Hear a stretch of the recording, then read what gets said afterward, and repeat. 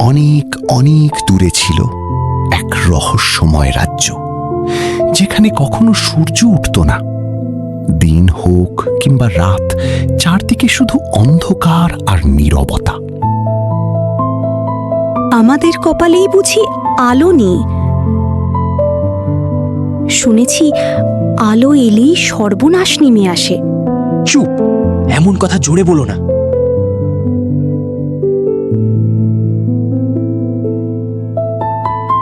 বাবা, সূর্য দেখতে কেমন?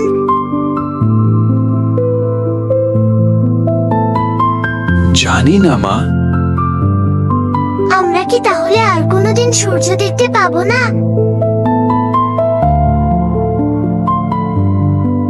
আলো মানেই বিপদ। দিন সেই নীরব রাজ্যে এলো এক অচেনা যুবক। যে এত অন্ধকার কেন? অন্ধকারকে তো তোমরা বন্ধু বানিয়ে ফেলেছ। প্রদীপের আলো দেখেই মানুষ ভয় পেয়ে গেল। তারা ভাবল হয়তো আজই সর্বনাশ নেমে আসবে। ওই আলো নিভাও, এখনই নিভাও। অন্ধকারকে তো তোমরা বন্ধু বানিয়ে ফেলেছ। এটা শুধু একটা ছোট্ট প্রদীপ। যুবক তাদের শুধু একটি প্রশ্ন করল।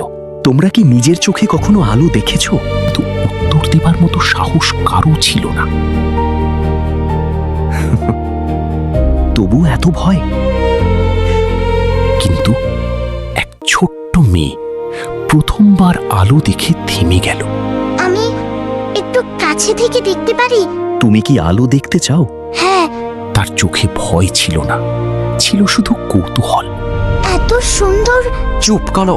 আমাদের পূর্বপুরুষরা যা বলে গেছে তা মিথ্যে হতে পারে না। অনেক বছর আগে একজন আলো খুঁজতে গিয়েছিল। সে আর কখনো ফিরে আসেনি। আজ রাতেই আমি পাহাড়ে উঠব, দেখব আলো সত্যি বিপদ কিনা। সেই রাতেই যুবক পাহাড়ের পথে রওনা দিল। না, যেও না।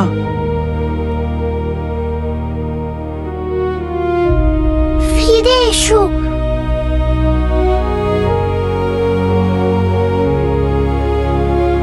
ভয়, আজ তোমার শেষ রাত। ঝড়ো হাওয়া, অন্ধকার পথ আর নিঃসঙ্গ পাহাড়, তবু যুবকের পা থামল না। আলো, এবার নেমে এসো। পাহাড়ের চূড়ায় পৌঁছে সে জ্বালিয়ে দিল আগুন, আর সেই আগুনের আলো ছড়িয়ে পড়ল পুরো রাজ্যে।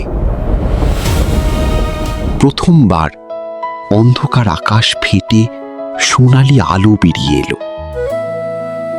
মানুষ অবাক হয়ে দেখল, দেখো, আকাশ বদলে যাচ্ছে।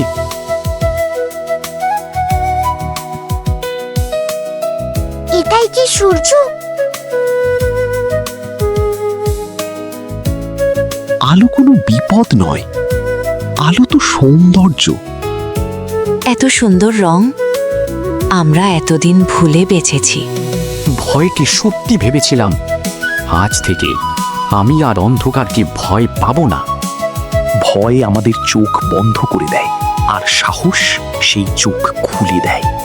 অবশেষে সেদিনের পর সেই রাজ্যে আর কখনো অন্ধকারের রাজত্ব ফিরেনি, কারণ তারা শিখেছিল ভয়কে জয় করলেই জীবনে আলো আসে।